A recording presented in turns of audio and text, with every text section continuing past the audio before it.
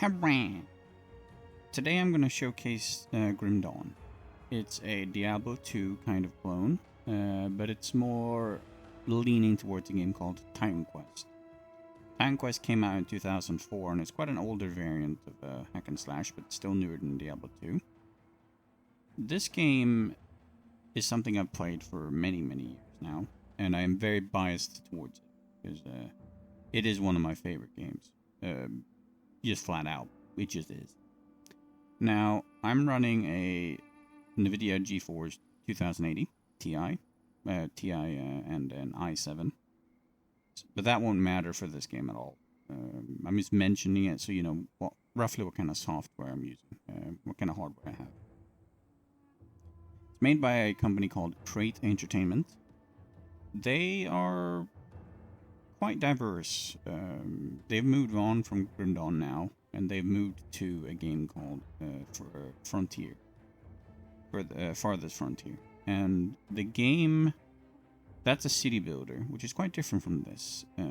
But I'd say they nailed this pretty much out the gate, because they had Titan Quest to model everything on.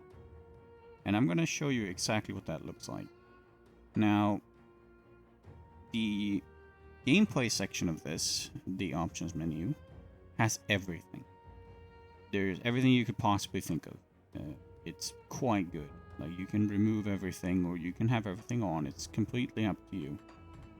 Rebind, the audio is good. As you can clearly hear, the music in this game I really like. I'm gonna increase a little. It's very good, and it changes quite drastically to the regions you're in. I really like that. This doesn't really matter that much, but there are some accessibility features here. UI scaling is here. You're playing on a TV or something similar. If you have a different setup to mine. All of this is very good. Now, the game doesn't quite work like Diablo 2. Like, it has some similarities. The whole going through Act 1, 2, 3, 4, and 5 like you do in Diablo 2, only to then increase the difficulty and do it again, that part's there. The difference, though, is that this game has a lot of optional difficulties along the way, which I will show here. I'm just going to name myself something. It doesn't matter. Now, this is a veteran mode. This will give you more experience, but it will make the game harder from the get-go. This won't be toggled on when you've reached difficulty 2. Like when you've completed the game and you're moving on to what is essentially Nightmare in Diablo 2. This feature won't be available. Let's turn it on though. You can see what I'm talking about. Now, I'm going to shut up doing this so that you can see the kind of theme the game is going with. Now, there is a video, but I've toggled it off, and I will keep it off. The general story is that you are a possessed person. You're possessed by these creatures. And these people found you, and essentially they killed you. As you died, the thing that possessed you vanished. Still drawn. So now they're a bit spooked. You're one lucky bastard, I'll give you that. Best go speak to Captain Bourbon right away. He seems to have a plan for you now that we've spared your life. So the game is voice act. Not everything, but a large chunk of it. You have a lot of aspects inside this game that are sort of delivered to you in a very grim way. This is not a friendly world, but it's not hostile in the same way as Diablo is. In this game, you've already lost. The world has already ended. You are already on the losing end, and people are just trying to live. Which is why you're going to see the currency of this game is quite strange. So, the main difference then, because most people who look at this video are likely fans of Diablo, it's going to be inevitable. So what's the difference? Well, looking too bad for the bodies of the dead. You will need. I won't show this part. I will just breeze through it. But you can talk to people quite extensively. Like normally when you play a Diablo game, you click on them and then you have like a menu where you can like click on certain things like, oh, Diablo, and then you get a little bit what he thinks about Diablo, whatever. What is it This now? game is more narrative focused. You get a narrative that you kind of involve yourselves in depending on what you feel like you want to know. Like, if you want to know more about this and that, you kind of have to ask the NPCs. You have to talk to them. It's an RPG in every sense. So, like I said earlier, it functions just like Diablo 2. But the main difference is that this game is quite diverse.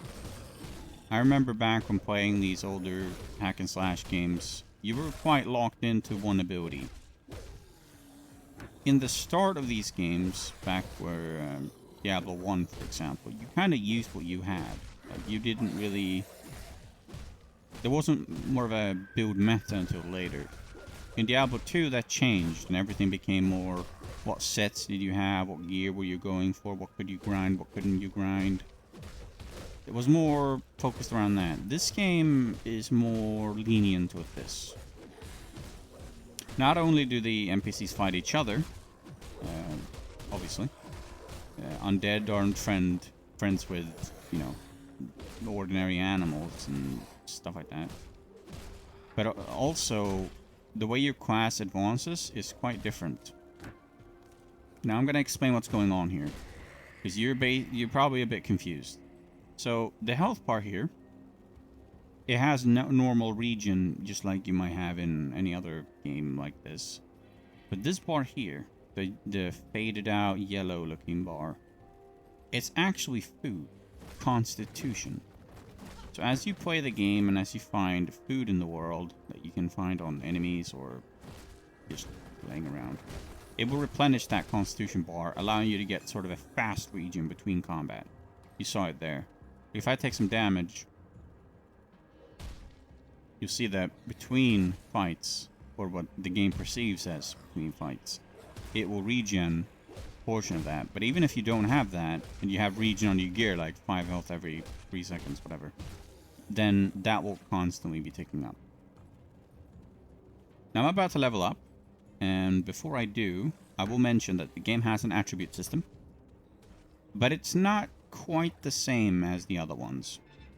The game has a mixed sort of system. So physique gives you health regen, and damage, obviously.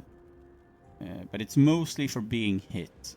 Some abilities scale off physique, and some equipment requires physique to wear it. But most part, this is survivability. Cunning is damage, right? In every sense. Overtime damage, pierce damage, physical damage. But also health. Spirit, same thing. This forces and allows people to tweak their character between these attributes instead of focusing in on one like you did in like Diablo 2, where basically you used whatever you needed to get wear the gear you wanted, and then you spec life, and that was it. This game handles it a bit different. So what I'm going to do here, I'm going to open the screen, and it's going to look a little bit confusing at first, but that's okay. The game has a lot of classes, a lot, but you can actually play 2 of them at the same time. And the way that looks is you will pick whatever you feel like you want to go with. So let's say I pick Oathkeeper here. When I reach level 10, I'll get another chance to pick another one of these classes, which will change what my class is called. For example, if you were an occultist, and you combine that with a shaman, you'd become a ritualist, right? So every one of these combinations have different name. And it allows you to spec into these. Now, how does it work? Well, it's quite simple. The bar down here, you have to spend points to advance in, will advance the bar to the right. This unlocks the skills that you see here. So if I click that, it'll unlock these. If I continued, it will unlock the rest, right? If I just take this, and maybe I'll take that, use the fun. So you can see that this game has quite a variety of builds out there. And you get 3 points per level, plus you get a couple from quests. So you get about 350 points maybe, 330. And it takes 50 to advance this, so you can imagine if you maxed out 2 characters, you'd get 100 points wasted immediately. So sometimes it's not worth doing that, sometimes you mix and match. Now you see this bar here, I'm not going to click this yet, I'm going to show you this later when I have a more advanced character for you to see. But this game doesn't just have this class system, is what I'm saying. I'll show this later, don't worry. But you can kind of tweak the character, and just to show you exactly how this looks. This ability here is actually a main hand replacement. So this will replace the normal attack I'm doing. It'll cost some mana, just 1, but it allows you to sort of tweak your character's normal attack. So now I'm doing fire damage with every hit. And if you read, it says it does more and less, and it charges up, and it's quite wonderful. You can do a lot with this. And it has 6 charge levels, and it just keeps getting better. And then you, of course, unlock the new skill, which I will show. I'll go up here, and I'll poop. And it's basically a Captain America shield. So how does that work in the game? Well, if I level that up, you'll see that it's got a radius now. It'll explode, and it will hop to enemies. That's nice. If I wanted to change it completely, which these little sort of gemstones on every skill, almost every skill line, will change a little how the skill works. So this will turn it from fire damage to acid damage. So you see, you have some build variety. This isn't just fire damage, this entire tree. You can kind of like play around and really make your own character.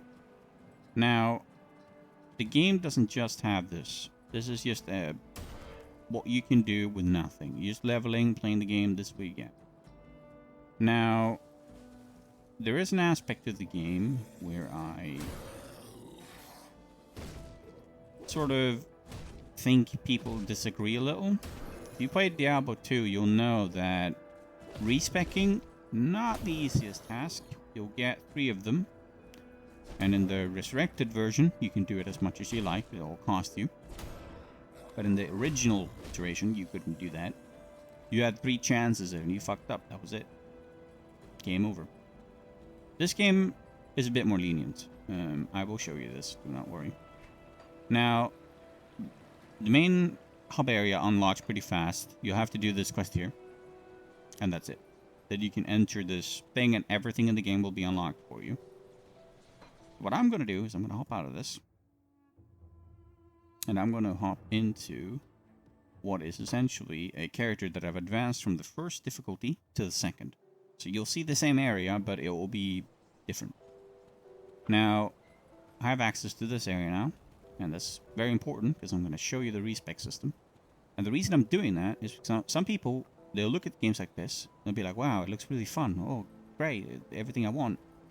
And then they'll notice that all their time and effort in the game could be wasted if they don't know what they're doing. And that makes them afraid to try. But this allows you to respect everything. Almost everything. You can't respect your class. That's the only thing you'll be locked into. If I wanted to, I could remove all of this. No problem. It'll cost me some money, but you see, it's nothing. And I could just remove everything, including this. But I'll need to remove the... If I remove this, then I could... See? So, you can really spec and really tweak, and you're not locked in. Another aspect of the game that I will show you. If let's say you have a build that's very support focused. You have a lot of minions, like I do. I'll show you here. You have a lot of minions. Because this often happens in games like this. Minion builds, for example. You spec into these minions and they'll take all of your points and then you have nothing. No ability, you stand there and watch. Some people hate that, and I don't disagree. So what I will show you is just a very simple way on why this game is quite different from games like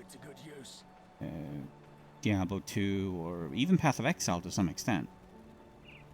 Now, as you play the game, you'll find these artifacts. These are the artifacts. These are a mixture between passive stats that you can put in amulets and weapons and shields, but they're also abilities. See this? This is a rare component you put in weapons and shields, and it will give you a flame. Coat your target with the dark flame of soil, which that's an attack. Now, as you play the game, you'll get better and better artifacts, which will make these stronger. So they do fall off eventually, but then you'll get new ones, and you can continue just tweaking and getting new skills. These are similar. I'll show you. Let's say I want to...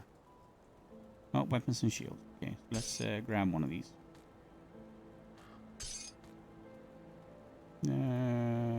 Sure. Let's shove that in there. Why not? Oop. So now I have an ice bike, and that's from just doing that. Right, and that's just one ability, right? It's not exactly finite. And if you don't like it, you want to remove it, you can do that too. I can't do that right now, but because I haven't unlocked the vendor yet. But you can just remove it if you don't like it, or you can just replace it with another one, which will destroy the item. Not the item, the little whatever, the little thing. So you aren't locked in, and you aren't punished for trying to like tweak things. Now, obviously, if you play harder difficulties, you're up there in the end game. Yeah, these abilities, they're not going to be as strong as an ability you've worked hard on in here. Obviously, that's ridiculous. But at least you won't be gimped out. You won't feel like you've suffered the entire game up to the end game using only minion skills if you're a minion character. Now that matters less for people who play melee characters or ranged or people who have abilities and tweaks. It matters less for them, and I think that's fine. Now, I mentioned a devotion system earlier. And this is really where the game starts to throw customization at you. Now you can... I'm fairly sure you can respec these ones too. But I will go over here and double check, because I've never actually had to do this. Yes, you can. Okay. So you're not locked in here either. And I think these cost a bit more. Yeah, they do. So making money in this game isn't very difficult, so don't worry about that. Now the devotion system... Oh boy. I know it looks confusing, but bear with me here. I will explain just how it works. It's really simple. Imagine this thing in the middle here, like a pizza, right? And each of these nodules here, in the start, are different slices. And in between them are where you cut the pizza. And that's where the colors of these individual little nodules fit in. So here is chaos, right? Chaos. Chaos fits between this one and this one. So everything in here is chaos. And the closer that these nodules, these individual little star signs, get to this line here and this line here, the more they start to blend with the other one next to it. This is water, and this is nature, right? Or eldritch, rather. And the closer they get to this, the more they start to fuse either with this or with something else. But in the middle here, in the middle of chaos, it will just be chaos. So if you pick chaos, for example, which I didn't do, I picked this, you'll get to pick these. And as you complete a star sign, you'll get completion bonuses. So I've gotten 2 red ones and 3 green ones for completing this. As you can see, these lead to more that I can then unlock. And this allows you to tweak your character exactly how you like. So if your character is missing health, well, all you need to do is write health, and you'll see exactly which nodules have to do with health. So you can sort of make up where you build weaknesses, or strengthen its strengths. So, me being a minion build, obviously I have pets, right? I just write pet, and I can see that there are many little nodules that have to do with pets. And all of them are different. So this one has bonuses to pets here, and it will tell you. See, attack damage converted to health, that could be nice. Some vitality damage and offensive build. I mean, that's good. So you can really tweak and make up for weaknesses. You have 55 points in here, and you can respec whenever you like, so it's not like you're going to get penalized. Another aspect of the system, and this is just fluff in my opinion, but some people base their builds around this. When you complete one of these nodules, some of them have abilities, And the ones that do have this red sort of star at the end of the tree. I'll use this one as an example. This one is Bismill's command. It's a 68% chance on attack. I've placed this on a minion, which means that whenever this minion is attacking, 68% chance it will do this ability. What does it do? It summons a dog that does things. That's it. And as you have this slotted in one of your abilities, it will level up. Like you see here, mine is level 8 at the moment. It can be level 28 max. And many of these have like different effects. Some of them are passive, like this. It will just occur and it's not a minion, it's just an effect. Some of them are healing, which you can see up here. Like that. 25% chance when you hit something. And then some of them are when you get attacked yourself, which I think this one is, right? Yeah, this one's when you get attacked. So you have ways to sort of flesh out your build. Now, if you rope everything in here that I've just talked about, and you also add that the game has content in it that is optional and extremely difficult for the level you're on. So I will try and survive long enough to show you that. So we'll go here to the right. I have the maps aren't procedurally generated, so everything is handcrafted. Some people don't like that. Personally, for me, the game is difficult enough, in my opinion, that exploring is more of a something you get rewarded for, and it's not exactly penalized. And some people are gonna just rush from objective to objective and just not do any of this. And if they want to do that, that's their fault. In my opinion, I don't think the game should get sort of faulted for that. I'll show you the skill, actually. Now, this skill is going to be very weak because these are quite strong. But it does about 400 damage, which, I mean, that's quite good. Not for my level, obviously. It's an older sort of artifact. I didn't really have a new one.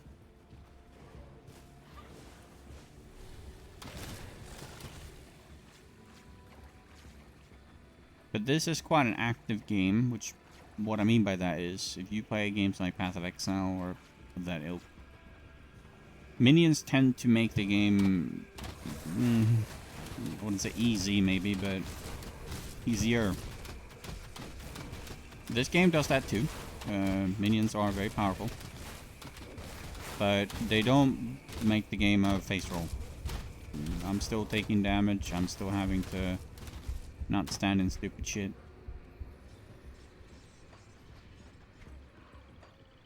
I'm gonna veer into the right here, and it should lead me to an optional area. You have to bear with me a little, because I'm not 100%. That's not it, I don't think. Maybe. We'll see. It's not. It's pretty okay. That's where I'm meant to go, which I'm not gonna do. Just, I'm showing something. Now, I do believe you can make your minions strong enough to survive pretty much anything, eventually. But it will take time and investment. But I find that gear in this game, they help survivability, yes, but it's mostly for minions' adaptability. This is one of those areas that I talked about. This is optional, you don't have to do this. Optional area, it has an affix, see that? And it's random, I believe. You have to reload the map completely to get a new one. And these little areas have extremely good rewards in them. But obviously, as you can see, they're extremely difficult and they'll kick your ass. These dangerous areas, they'll tier up. So there are some that are called treacherous or impossible, whatever. You're not looking. Malicious, whatever. So it will be even harder. There's another aspect of the game that I won't mention too much, but there are keys in the game that unlock little mini dungeons, I guess, that you can do once. But if you die, you'll need a new key, right? You can craft the keys, or you can find them. And these unlock the end game sort of extremely difficult areas later. You can do them now, though, with your current difficulty, And it will be a lot more difficult than doing, you know, the normal stuff. And you'll get rewarded for that. Max level is 100, and at level 50 and above, legendaries will start dropping, which, yeah, that does what you think. This is a legendary. This is why I actually had this. I want to show you. It will grant you often an ability, but not always. So this one grants a chance on block. So if you have a block build, this could be very useful. And it's a Blood of the Sands there. It'll do like a bleed area of effect. So you can see how this could go. Now, one more aspect of the game that I want to mention. And it's the big one. It's the one that I find important. The game costs €23.99 base. Now, the base doesn't include everything. There are a lot of aspects that I mentioned in this video that is expansion-only content. The respec is not. Transmogging items to something else so you can look cool. That one is. It's from the ashes of Malmo, I think it is. There are also some classes that are locked. Oathbound, Necromancer, Inquisitor, and one more that I always forget the name of. They are not a part of the base game. Now, the big expansion, in my opinion, is called Ashes of Malmo, I believe it is. That one is $17.99. It adds two little, I guess you could call them little mini acts, I guess. Two classes, and it expands the level cap to 100 from, I think, 80 or something of that ilk. The other expansion is a bit smaller, but it adds two classes too. I forget the names, like I said. Oathkeeper's one of them.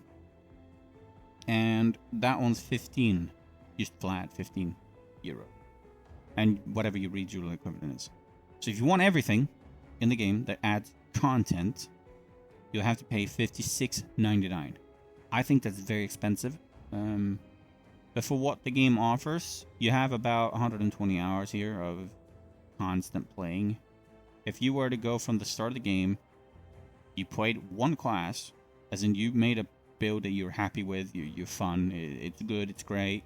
You played straight and you did everything in the game. I believe that's how much you can actually squeeze out of it.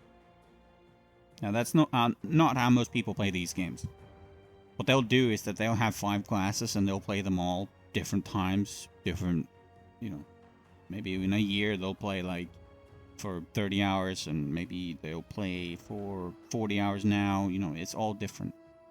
So I believe you'll get the value out of this game for that amount, but it's not a Witcher 3. Like, you're not gonna get, you know, 200 hours of content here playing, you know, different difficulties, all that stuff. That's not this game. This game is not an endless feedback loop of just content. Path of Exile kind of is, but again, that game is dictated by extremely fluctuating balance changes that could ruin a league one time, and then the next league could be great, and there is like no way for you to know beforehand. This game stays the same, and most of the single player sort of Diablo clones do that. So take from that what you will. Although I will mention you can play this game multiplayer, and it will work through Steam, and it's fine. It's great. You get your own loot. They get their own loot. There's another aspect that I didn't talk about, because the reason I didn't is because most people don't care. There's an item filter in the game that you can filter out anything, everything, literally everything. It's an extremely good filter. I will show that just before I end this. If I remember how to bring it up, because there's a specific button for this. So I will look here real quick. Loot filter window. That one. You can filter everything from this. You don't want normal magic items, common. You want just physical, lightning, vitality damage, bleed damage, just pet bonuses, which is what I've got. You want like things that influences my masteries, which would be in this case Necromancer and a Shaman. If you want just resistant gear, nothing else. If you want a combination of pet bonus, you can do everything here. This is a very good filter. Now, do I recommend this? Yes. If you like Diablo 2, Path of Exile, Time Quest even, and you haven't played this, and you're looking for something like this, yeah, I'd save up for this. I really would. It's a very good game. That's all from me, though. And I won't plug myself, because fuck that shit.